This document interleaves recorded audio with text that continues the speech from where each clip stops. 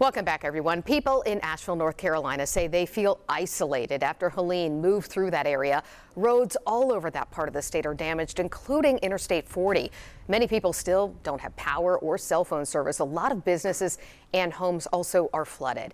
We want to turn now to Asheville, where 10 News anchor Abby Ham is. And Abby, you got there a little bit ago, and I can imagine we're just looking at the devastation behind you. It looks terrible.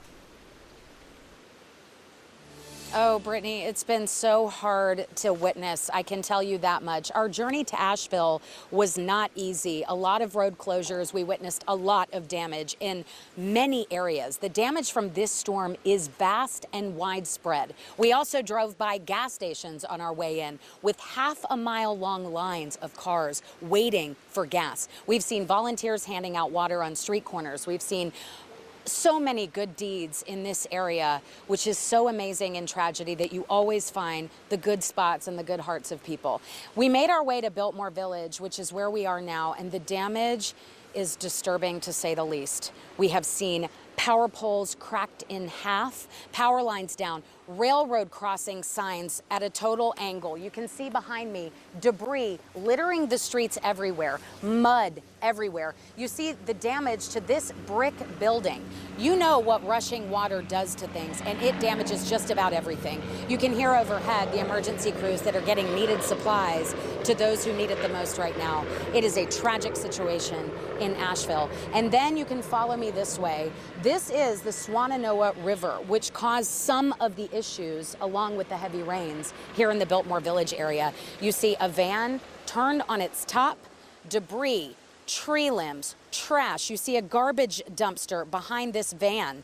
The damage is everywhere in this area, and if you keep going, it keeps getting worse. We see street signs off of buildings. We've seen a Wendy's restaurant that it went viral when we saw the video circulating on social media. It was submerged in water.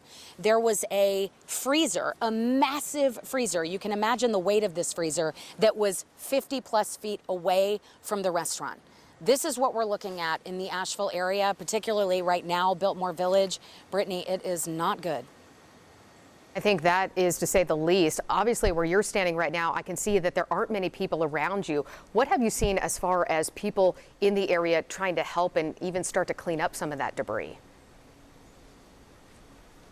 Well, that's actually a good question. So they have this area blocked off from people walking. We have seen some people still walking around taking pictures, just observing this damage for themselves. We also saw restoration crews that were from as far away as Texas, from all over here in town. They're staying in an area called Franklin, where they have power and water, but that's the issue. A lot of hotels don't have power and water right now. But they're staying here, what they say could be 4 to 6 weeks just to provide restoration services. That's clearing debris, digging mud out of buildings. I mean, they're in for some hard work. They were all carrying their shovels.